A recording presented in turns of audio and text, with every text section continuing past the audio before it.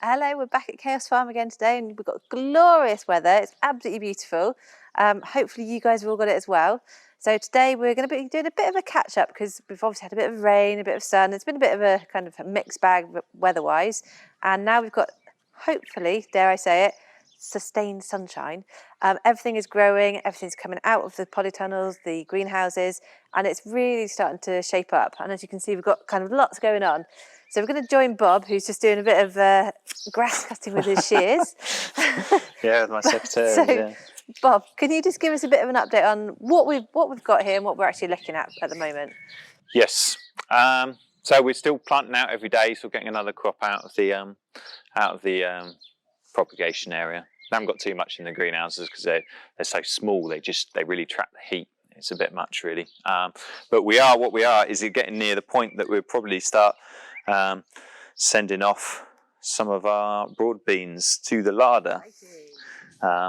So what I thought we could do is have one off and see how big they're getting, because sometimes they lie to you, broad beans. Sometimes you think nice big pod and you open it up and there's nothing in it.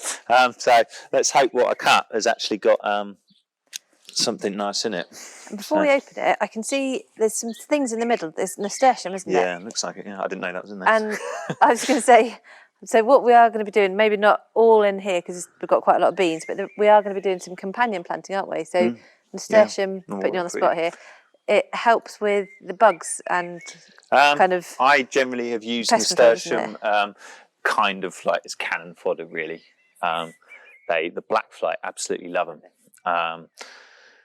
And you'll find the black fly will jump on that rather than on your crop, which is quite good. And then you can, they're quite, a simple structured plant. They're quite easy to rub the black fly off if you want to start doing that. But some people grow them as well because they're edible. Have you ever had one? Yeah, beautiful orange flowers.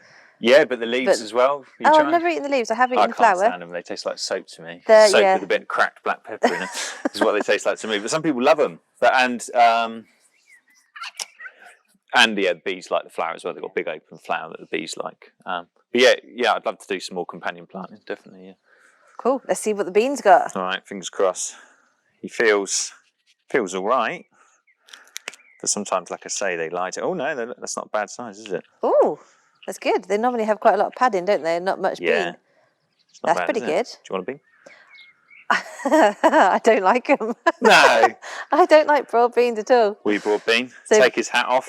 That's what my girlfriend calls it. Some people skin them. I just like them like that. I'll put them in a salad or something. Some people take the outer skin off as well. And then you're left off with something a lot less small. But to be fair, the bitterness is probably in that little skin. And yeah, you probably get a lot less bitterness in them. So what would you use the beans for then, Bob? So other than kind of broad beans and roasting them or cooking as a vegetable by the side? You sure you do? Have you tried one with that? Go on, I will try one. Go on, peel them from there where the hatch came off. Okay. You're all going to see me go bleh. No, that's so nice. Do you want one, dude? So Alex behind the camera is nodding, yes please. Well, I remember you tried the kale last time. You were quite you were quite happy with the kale last time. There you go, I'll let you finish him. Okay, a lot better without the skin. Yeah, I just can't bother to do it. I'm terrible though, because I love fresh veg so much that I'm just kind of loath to cook it. So I just tend to literally just put them like that in a salad. Yeah. Some people steam them, blanch them, or anything like that. What's the verdict from Alex? Yep, thumbs up. Nice. So actually we've had the first of this year's harvest of the broad beans. So yeah, we'll probably look at, certainly, that's a good size now, isn't it? Yeah. I mean, we can let them grow a bit bigger. They'll certainly be a bit less sweet. What I really like is the inside, the padding. So furry. I think it's so furry. And actually when it dries, I mean, it's quite moist at the minute, but when it dries, it's even fluffier, isn't it? Yeah. So yeah, we'll get one of them off to the larder soon, because we've got some here, and then there's a real big row of them there as well, and then we've got a few more over there, but actually they've done worse over there than they have here.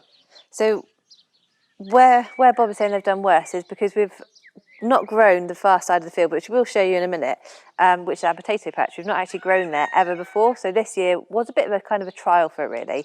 And what with the weather, the kind of the rain, the sunshine, the storms, not being able to get them out on the ground and everything as quickly as we wanted. It's been a bit of a trial, especially on newly grown ground or newly It dug definitely took over a bit ground. more preparing, didn't it? Yeah, so it's taken more preparing, and I think for later years we have just kind of been talking earlier off camera. We've learned quite a lot this year, haven't we, about things that we can do for next year and kind of how we can learn really from what we've done this year. Yeah, it's hard to know because we did these ones before Christmas. Yep. Yeah. No, before New Year's, possibly actually, wasn't it? Between the Christmas New Year period, wasn't it? Volunteers helped sow them.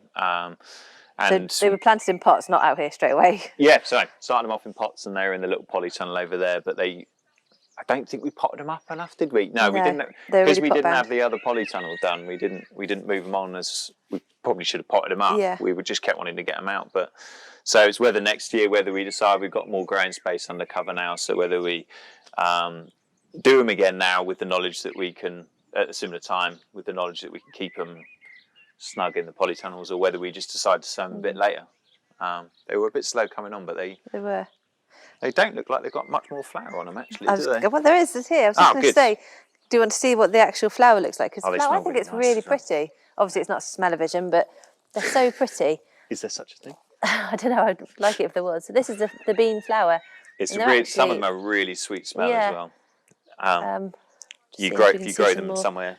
There's some more down here as well. So each of these flowers, the seed pod inside them, that is what grows the actual bean, isn't it? Or not the bean, like the pod. But if you grow them, we were just saying actually about whether or not we try an early crop in the polytunnel, and when you get them trapped in polytunnel like that, the smell really is heightened. Yeah. We can come up this way, and we're going to see the peas as well, if that's all right, Bob. Yeah, they had a bit of a hard time with the wind, but they seem to have picked up now, don't they? Yeah, they look good, and we've got all this hazel as well, which we've just chopped from some of the trees. Oh, elm. Actually, no, this isn't the stuff I cut, was it? Is this not the stuff you cut? You can cut that bit out, me. We won't be. So this is where we've got horticulturalists, not me. This is right. No, the reason why. I did the elm on those ones, sorry. Forget that. So this is hazel, or this isn't hazel? What is this? It could be. Yeah, you could be right. It could be hazel. Okay. So it might be. Just cut that bit. So we've got, as well as the peas in here, we've actually got some lettuce, just as a little kind of catch crops, really. So you can see kind of just tied in here. We've got a few weeds as well, but obviously we don't want to come too much under here, because you can see, just here, you can see this little kind of tendril here is the peas. And what they do is around not all of the weeds, some of them, but some of them, they actually turn around them, so they help them, the weeds actually help them to grow. So hence why they have not been all picked. Some of them will be picked, but not all of. I'm still holding on to that one. So Bob, can you just give us like a little tour through, so we can then go across and see our new additions to our garden? Sure. Yeah. We've still got some of the winter kale coming through, although I think generally the preference is for the stuff out the polytunnel because it's so much more tender. We've ripped out some of it there. We've started to resow some carrots in there quite recently, but we're leaving some of the ones in flower where we don't need the space immediately because the bees are just loving it, and can't complain about that. Another row of broad beans and the peas. The other peas actually, they were an earlier sowing of peas, weren't they? Carrots and the parsnips are struggling a bit. They've been quite slow. The spinach is starting to pick up further there, and then this morning we just had to rather retrofit some not so glamorous netting over some of the early cabbages and cauliflower because the pigeons taken a fancy for it, and you can't blame them really, can you? Hence why we have our lovely lady with which we do. Yeah, Frankie. coloured hat, Frankie. So Frankie's our new new scarecrow. There is a bit of a backstory to Frankie, which I can try and tell you. She was a mannequin through Who Dares Works, one of the projects that we used to work with, and then Frankie was made redundant from the project. So she came to Chaos Farm, and she nearly scared the living daylights out of me because she got put into one of the rooms, and I went in the room in the dark thinking that somebody sat there. Yeah, I think we all did the same, yeah. Yeah, and since then she just keeps scaring people. So So hopefully we're going to have Frankie scare the crows and the pigeons and the turtle doves and everything else that's coming around to eat the cabbages and brassica and everything else. Yeah. So hopefully she'll work. So and then under the netting on the far there is the leeks. They only went in last week. We've had to cover them as well because I noticed a couple have been pulled out. The real difficulty is just getting things going. You know, when they get a bit bigger, they can tolerate a bit of abuse, but when they're that small, they need all the root they can get. And when something pulls them out of the ground, doesn't do them any favours trying to establish. So yeah, that's hence all the wire, and we've actually had to chicken wire the whole plot now because the rabbit has decided to start digging as well. So yeah, we're having lots of pests at the moment. Yeah, Fort Knox, trying to get it all locked down. Yeah. And our rabbit fencing didn't actually quite work. So we've got 5-strand rabbit fencing right the way around the field. The whole field, yeah. And the rabbit has seemed to be cleverer than we are at the moment. It's either gone where he's got in. No, it's either gone underneath, it's gone through or over. We're not quite sure. Hence why we've got a second protection of chicken netting. But it's all good because we'll get there eventually, and we're keeping going, and things are looking good. And I mean, compared to the last time I think you guys saw the field, I'm hoping there's quite a big difference with it now. When we last said. We've obviously got Sandra and Nathan over there digging and working down another bed, so we might be able to just squeeze around the end somewhere and just actually see what they're doing. So this is the chicken netting, as you can see, that we've got all the way around the field now. And we've just made use of whatever we can to keep it in place. So bits of wood, bits of posts, kind of fencing stakes, anything that we've got. And then likewise, under our big tarpaulin, we've got a great big heap of compost, which we're still using. So to keep it protected from the weather, we're just kind of keeping it down with anything we've got, really. So we've got a few more Swedes and turnips that are later in the day. Hopefully we'll get get into this bed here. So if we come down this way, we'll be able to see the difference in the bed. I don't want to be standing on where we're going to be digging too much, so hence why I'm standing to the side. So you can see really clearly where this bed has been dug over, and then obviously to the right of it, there's all the weeds and everything that's still coming through. So can you tell us a little bit more about how you're digging over the bed, Bob, or how everyone's digging over? Grab a fork if you want. I think they're just under the tarp, if you give me a sec. Because what we're not just kind of digging, there is actually a bit more of a method to it, really. So we're adding a little bit of compost into it, so it's got a bit of goodness, and breaking it up, and obviously just watering it in quite a lot, because you can see the ground is very, very dry, and it's quite clumpy. So if we were going to be using that for planting, you can imagine the seeds aren't really going to like that very much. So the idea is, I can't do it with my hands, but you can see it does break up quite well. So all we're doing here, preparing another bed, is getting some compost in, because basically it's really dry. We've had rain, but it is really dry. What's happened is the soil's kind of sticking back together again. I can't remember how long ago David rotivated this for us, but we are incorporating some compost with the hope it will condition the soil, improve the soil, stop it sticking together again, help the plant, give it something nice and easy for the plants to root into, basically. So we've given it a light forking to start with, spread a bit of compost, and now we're just incorporating the compost into it. And really what we want is the compost consistently throughout the soil horizon, so quite low as well as quite high up. What we're doing then really, so we're getting the fork straight down as low as we can, and as we're bringing it up, you can see it brings these larger clumps together to the top. We can get rid of any stones, any weeds, and hopefully if you go over it a few times, you'll find that the compost is mixed evenly with the soil. Takes a bit of going, but when you've got a bit of help, it's beneficial.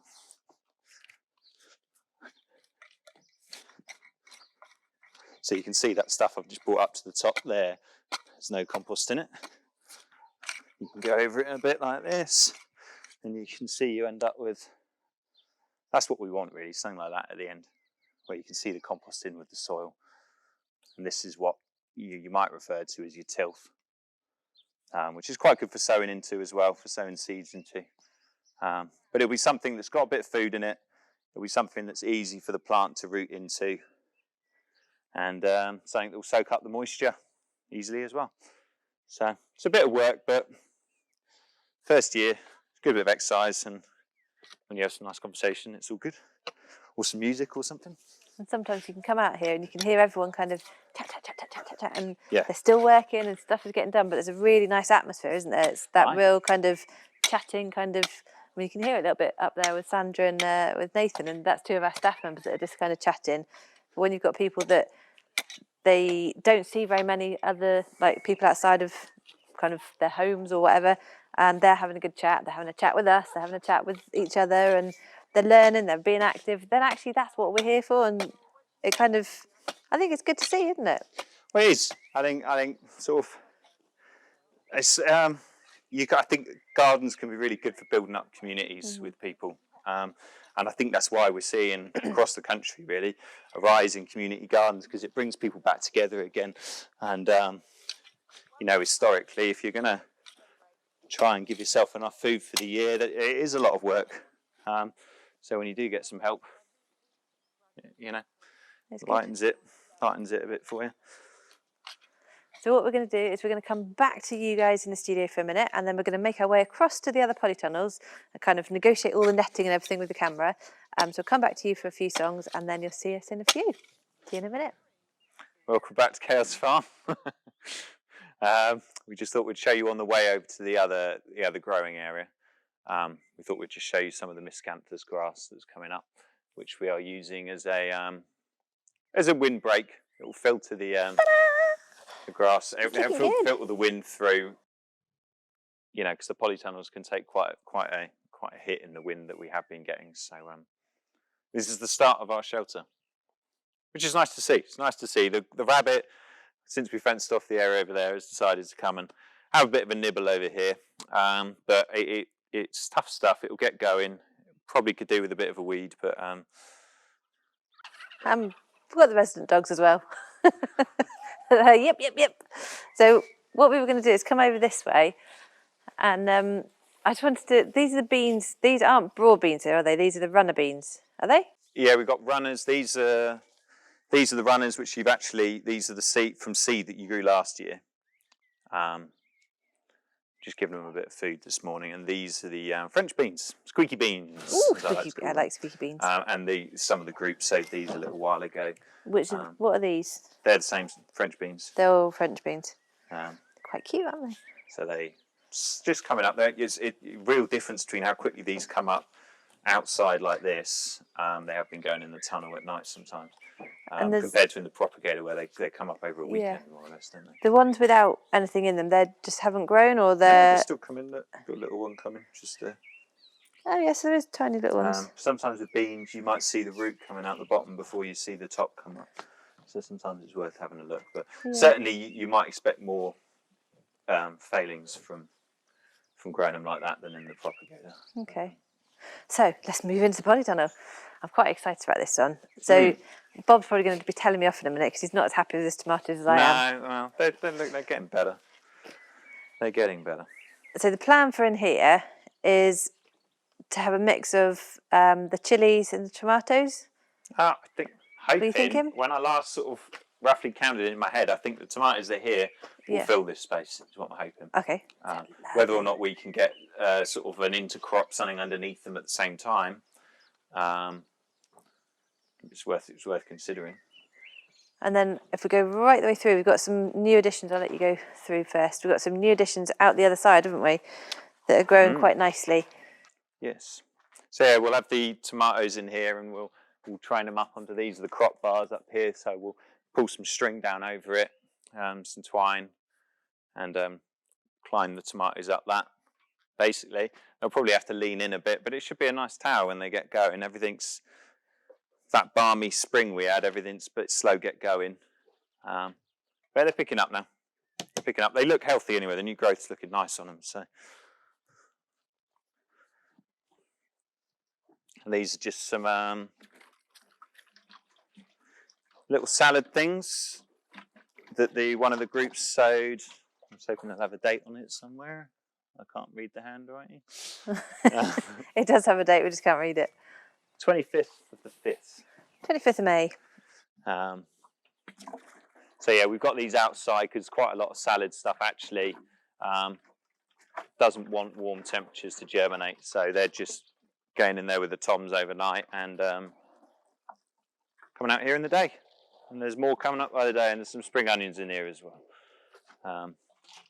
And we will probably plant these straight from the cells, that size, into the bed,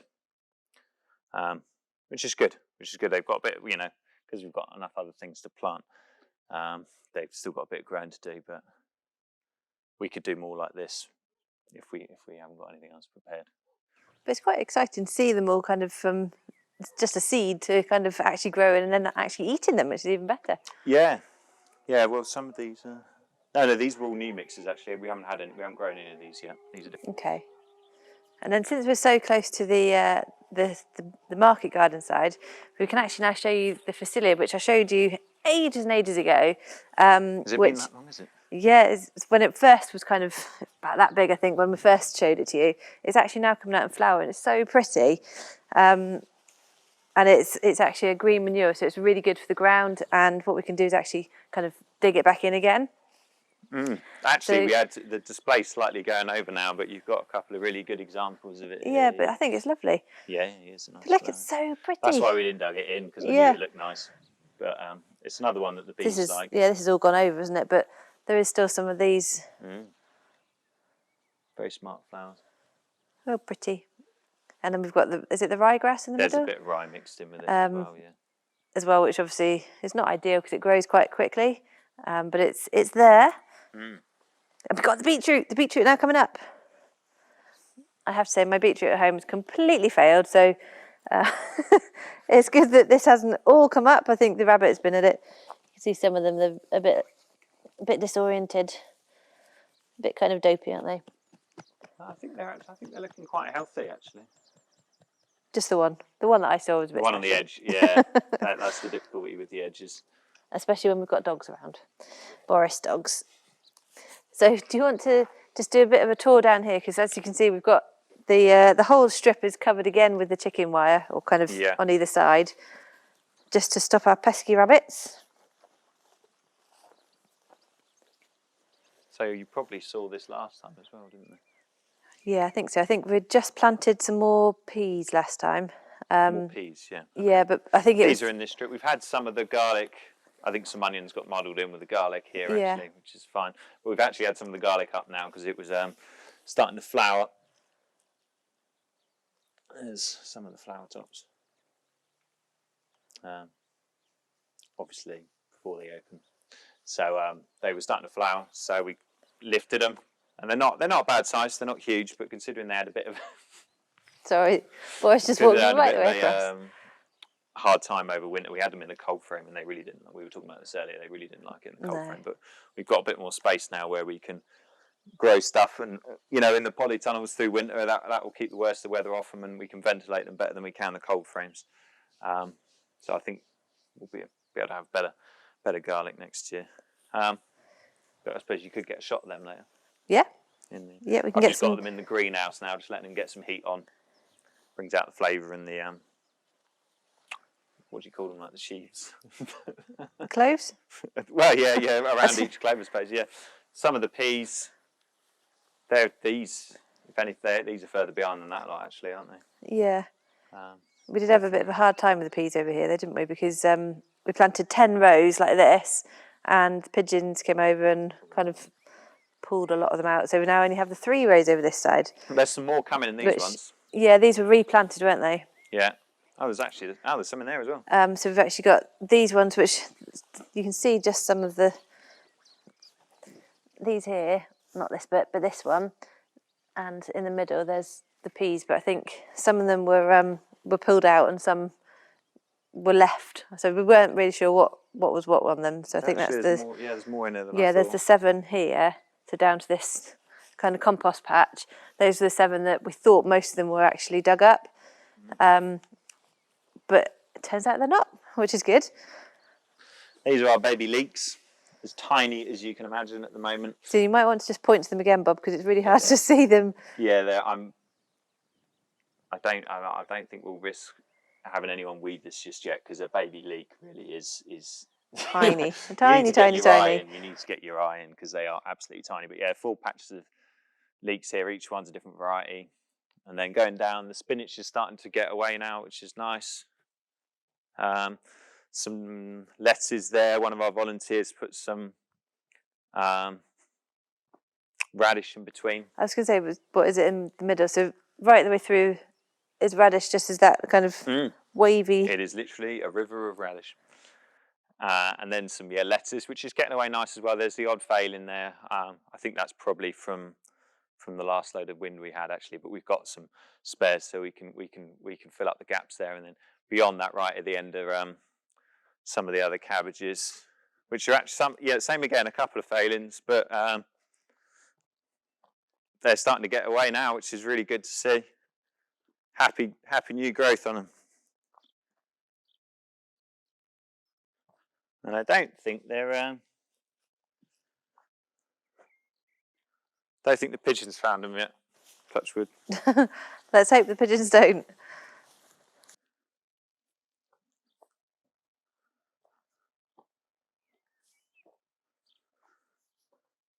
No, they're looking quite happy, quite healthy. And this is where I was saying earlier, Jess, the hose will get no further than this. So the end where the thing is. So this is kind of some of the learning that we've been talking about. That actually we've got different hoses and we've put different hose connections together to make more and more. But because this is the first year that we've actually been over this side, we don't know quite how much of everything we need. So we're kind of trial and error all the way through at the moment, aren't we? At the moment. But you can see there's a lot growing, which is good, but we just need to get a few more refinements really to make it a lot easier. So what we're going to be doing is actually setting some drip tape up, aren't we? So that then it's almost not automatic, but semi-automatic. We can kind of put it up and down the rows. It'll fit nicely down the middle of these rows. I think it will, and then it'll spray water over everything rather than us having to kind of come around with the lance and the hose and do it, which then will make up for kind of it'll allow an extra man or woman to do more digging, more planting out and other things. So it will be worth it in the end. You can see Boris is being a little lion or tiger, just going through everything. Boris, off the... Yeah, you didn't see that. Some of them have definitely lost their foliage. Didn't see that. Those are our early potatoes. The main crop you can just see beyond there. They need earthing up. Hopefully something we'll get around to doing this week. And we do probably need to run a mower down here, but it's something I do really love, the lushness of the growth when you get to this time of year, even if it is just grasses. Because there's that bit of me that always just remembers what it's like in the depths of winter when nothing's growing and you get used to that. So, but I do think we probably need to run a mower. I think it won't take very long for us just to go up and down. I don't know. I haven't tried that mower yet. I don't know if it can hack. Well, we might have to try. This is something we can talk about. We'll sort it again. But it's almost like we just need to kind of get the sheep or the ponies here just to munch it off in kind of in spot areas really. But I think the chicken wire might not be enough to keep any of those in. So it does keep the rabbit out.